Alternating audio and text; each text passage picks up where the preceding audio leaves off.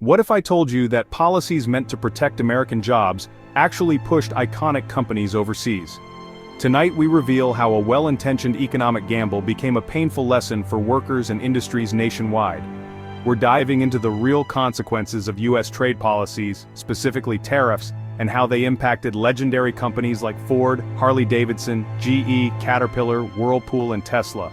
Ford, Harley-Davidson, GE, Caterpillar, Whirlpool, Tesla. This isn't just about economics, it's about real people, communities, and the future of American innovation. Let's dig in and see what really happened. Ford, an American icon, was supposed to benefit from tariffs on steel and aluminum. Instead, the cost of building cars like the F-150 soared. Tariffs cost Ford over $1 billion in profit. Plans for new models like the Focus Active were scrapped before they even launched. The fallout? Layoffs in Michigan and Ohio, and families facing sudden uncertainty. The policy meant to protect Ford became a financial cage, weakening the very industry it aimed to defend. Sometimes a shield can be too heavy to lift.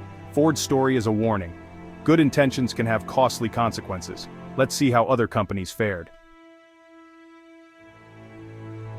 Harley-Davidson, synonymous with American freedom, was hit hard when the EU retaliated against US tariffs. European tariffs on American motorcycles jumped from 6% to 31%, making Harleys unaffordable overseas. To survive, Harley moved production for European bikes to Europe, exporting jobs instead of bikes. A policy meant to protect American manufacturing forced an iconic brand to shift jobs abroad. In a global economy, trade wars ricochet, hurting the very people they're meant to help. The unintended consequences were impossible to ignore. GE, a symbol of American innovation, faced chaos as tariffs disrupted global supply chains. Costs for essential parts skyrocketed and supply lines unraveled, threatening everything from jet engines to medical equipment. Tariffs cost GE over $1 billion, forcing them to sell off divisions and lay off thousands. The intricate dance of global manufacturing became a stumble, not from internal failure, but from sudden policy shocks.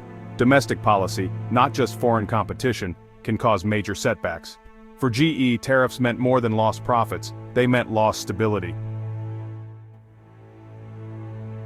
Caterpillar, the backbone of American construction, was squeezed by tariffs on both ends. Steel costs soared, and China's retaliatory tariffs made US-built machines too expensive abroad. Exports plummeted, profits shrank, and job cuts hit the heartland. The very workers these policies aimed to protect paid the price. Friendly fire from tariffs buried Caterpillar's profits and hurt American towns. The lesson?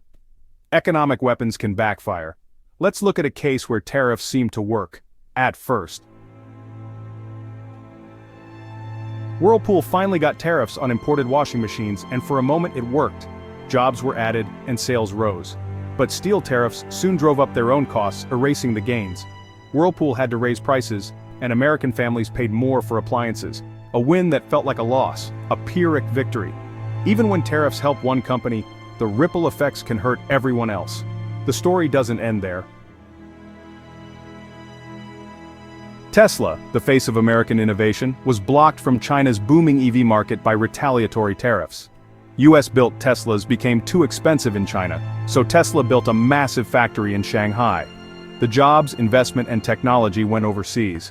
A policy meant to keep jobs in America pushed the future of manufacturing abroad.